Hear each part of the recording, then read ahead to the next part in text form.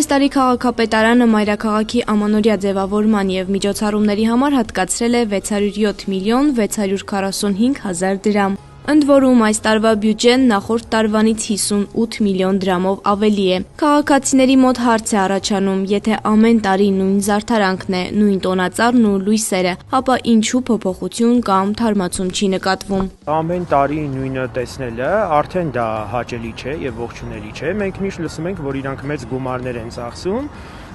քաղաքը զարդարելու, դիզայնավորելու հարցում, բայց ամեն տարի տեսնում ենք նույն դեկորացիաները, նույն դիզայնը, նույն զարդարանքը։ Ցանկալի է, որ ամեն տարի լինի ինչ-որ նորություններ, օրինակ նույն տոնածառը, նույն այս հրապարակի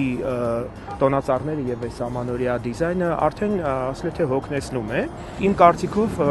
պետք է վերցնել եվրոպական երկրներից օրինակ այդ հարցում, թե իրանք ինչքան կրեատիվ տոնածառներ են դնում գրեթե ամեն տարի, իսկ մերը ամեն տարի նույնն է։ Քաղաքացիների համոզմամբ տոնական տեսքն առաջին հերթին պետք է գրավիչ լինի զբոսաշրջիկների համար, հետո երևանցիների, բայց դրա համար անհրաժեշտ է ավելի համակարգված մոտեցում։ Այս ամեն ինչը պետք է վերանայել ոչ թե մեր համար, այլ զբոսաշրջիկ բերելու համար։ Իմ կարծիքով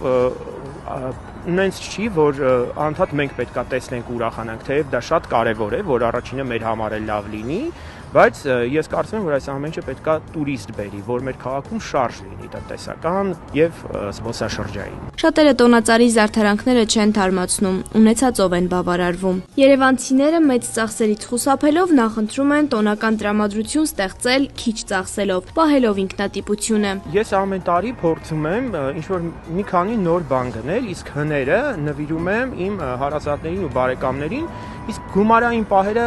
ճիշտ ասած չեմ ուշադրություն դարձրել, թե ինչքան եմ ծախսում, ուղղակի ինչ-որ մի բան, երբ որ լավն է ու ինքնատիպ է, իմ դուրը գալիս է, ես գնում եմ դա ու արդյունքում ունենում եմ ինչ-որ նոր բաներ, որովհետև աչքի համար թարմությունը դա շատ կարևոր է։ Ամանորը թարմության ու նոր էջ բացելու մասին է։